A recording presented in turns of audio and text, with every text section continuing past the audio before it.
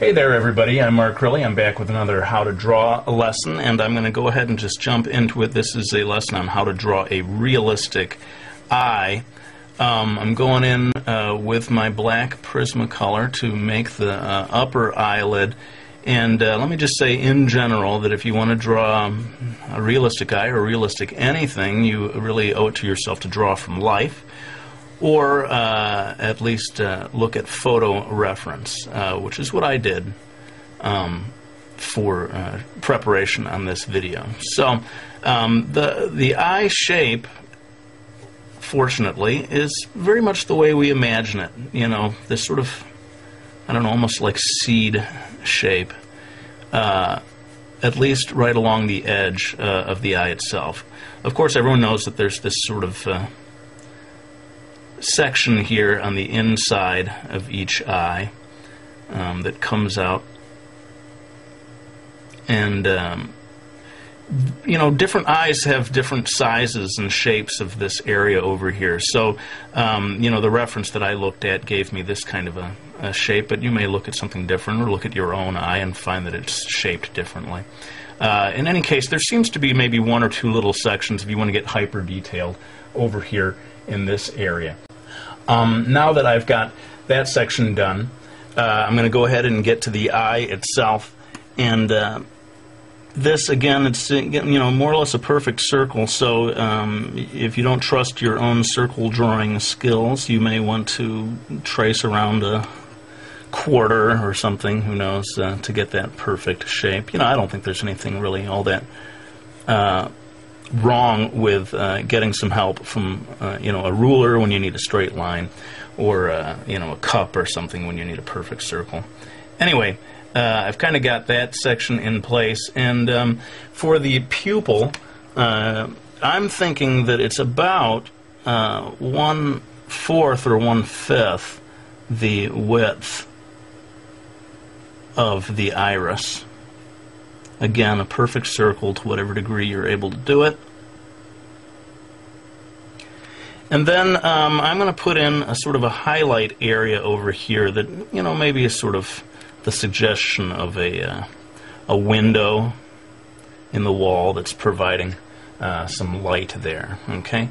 Now I'm going to jump in and do the eyelashes. This is a female eye, and maybe someone who's wearing quite a bit of mascara, who knows.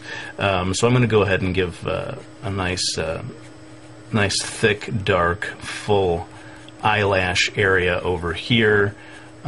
This kind of thing, you know, I can't obviously go line by line and tell you how to do it. It's practice makes perfect, I guess. But again, looking at different reference, looking at different eyes, you're going to see all kinds of different ways of doing the eyelashes.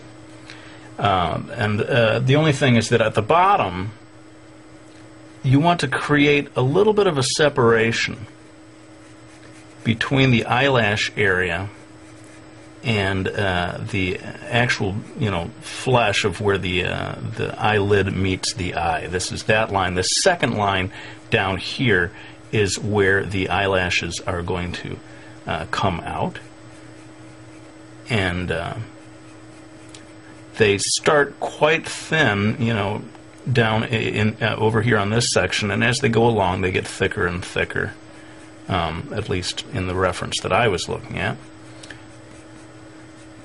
And having got that section done, we've kind of got the basic shape in place, with the basic guidelines for the eye itself.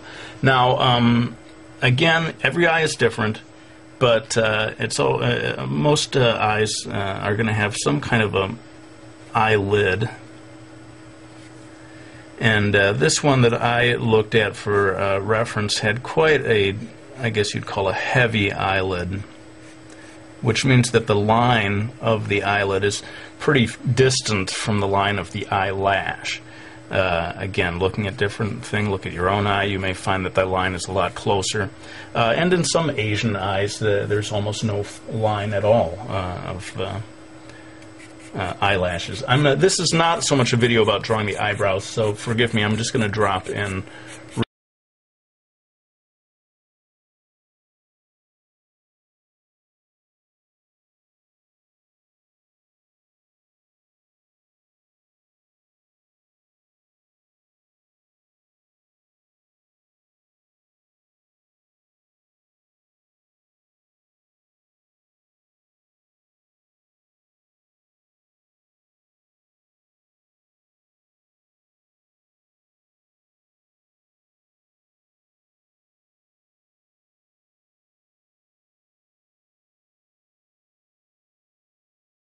basically this little area in here is going to stay relatively light, and the rest of this stuff is going to get darkened in. Now, I know like people like a real-time video, and people don't like when I time-lapse, but seriously, this one I could spend a whole half hour just on the iris itself. So I'm going to time-lapse this part, but I'll come back to explain a little about the choices I made.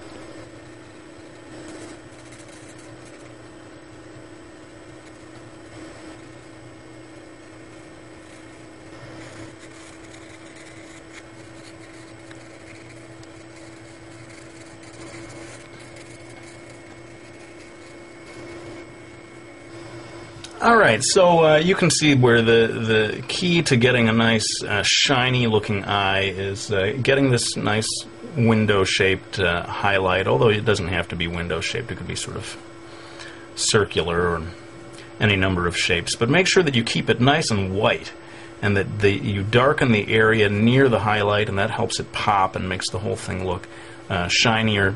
And you saw that I spent a fair amount of time adjusting the different shades here. There's a band area here near the pupil that's a certain thickness. There's a whitish area down here, and then again, in certain types of eyes, every eye is different, you get the very darkest band of color right around the very edge.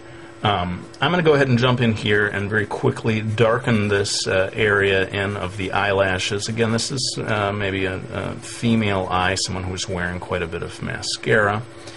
And with that, we're starting to come into the home stretch on this video. And again, to keep things a reasonable length, I'm going to have to do some of this in time-lapse. But hopefully it won't be anything that you couldn't follow along with. Basically, I'm going to be adding shading to make the whole thing look a little more 3D. And again, I'll come back to explain a little bit about the choices I made.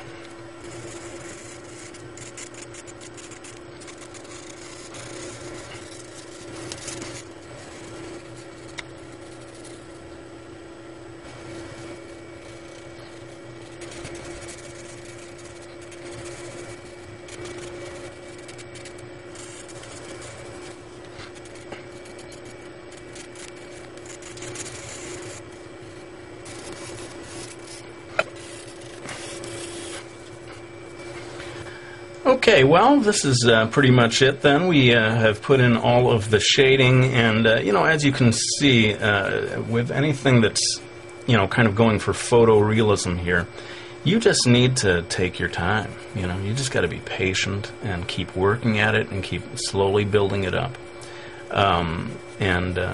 That's why I pretty much had to time-lapse through a lot of the stuff on this video. Those are the requirements of doing something truly realistic. And in many ways, you know, if this is the kind of art style that you want to do, the most important thing that you need to learn is patience. You can draw almost anything so long as you're willing to commit the time to it. So that's pretty much it for this video. I hope you found it useful, and if you want to see me do more realistic stuff like this, by all means, let me know. I'd be happy to do a whole series of videos like this. This is, of course, what I was trained to do in my youth. If you are able to draw like this, I think it does help you to draw in any other style even better. Or to, you know, just bring something extra to it, whether it's the manga style or even just a cartoony style. If you know how to draw this way, you're going to be able to draw in any style at a higher level. I think it's safe to say. Well, let's go ahead and put the pencil down.